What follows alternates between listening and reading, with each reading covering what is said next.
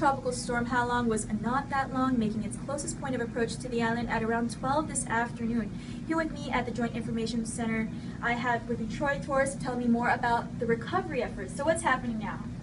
Well, Governor Caldwell fully intends on sending the island back into condition of readiness for, that's a state of normalcy by 8 p.m. tonight. Unless something really dramatic happens, the governor will probably make that decision at 8 p.m. And so what that means, what we've been doing here in the Emergency Operations Center and the Joint Information Center is following the governor's directive to transition all of our planning and our resources into recovery mode. We are, and this is something that the island has not experienced in 12 years, where after feeling some really strong, damaging, destructive winds and rains, there is this period of recovery where we make sure that everybody in the community is okay. And so he has these three goals. Number one, that everybody is able to go back to a safe and secure home.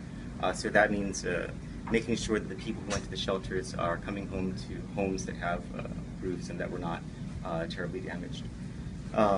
Second is to make sure that the utilities are up and running and that the government of Guam reopens. And as of the briefing I got from the Chief of Staff earlier today, GovGuam will be open tomorrow morning for business. And the third and most important, or the third and the final piece of this of his goals is to lead the effort for Guam to bounce back from this and get the message out there that Guam is open for business and that the island is unscathed by a natural disaster like this. Overall, I kind of heard a little bit of you guys' briefing that, the island was particularly safe. We had more people on the street. I mean, we're not more people on the street, but more safety officials on the street, and there was no reports of looting or anything like that. Can you clarify that? Or?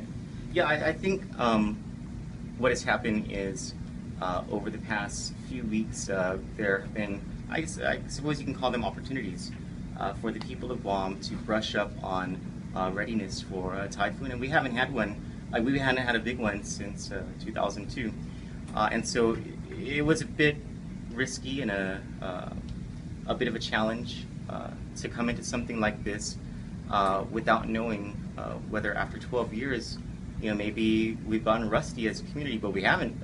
Governor Caldwell was actually very proud, very grateful to the Guamanian people for how vigilant they were, how prepared they were, and because of how prepared they were, it's probably why the emergency room was only 50% full. Probably why you didn't see looters and rioters and a lot of damage that was done to people because people battened down the hatches when they heard the information that came out from the Joint Information Center, and many thanks to the island's media for getting our message across.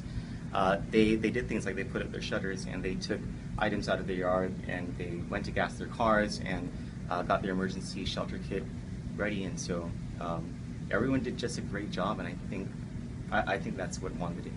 Anything else you'd like to add? No. Thanks so much, Troy. Back to you in studio.